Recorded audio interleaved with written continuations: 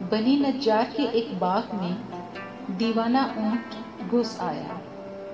جو شخص بھی اس باغ میں آتا وہ اونٹ اسے کاٹنے کو دوڑتا۔ لوگ بہت پریشان تھے اور حضور صلی اللہ علیہ وآلہ وسلم کی خدمت میں حاضر ہوئے اور سارا قصہ عرض کیا۔ نبی کریم صلی اللہ علیہ وآلہ وسلم خود وہاں یعنی اس باغ میں تشریف لے گئے اور اس اونٹ سے فرمایا ادھر آؤ۔ اس اونٹ نے جب حضور اکرم صلی اللہ علیہ وآلہ وسلم کا حکم سنا تو دوڑتا ہوا حاضر ہوا اور اپنا سر حضور پر نور سراپا نور صلی اللہ علیہ وآلہ وسلم کے قدموں میں ڈال دیا۔ آقا کریم صلی اللہ علیہ وآلہ وسلم نے فرمایا اس کی نکیل لاؤ۔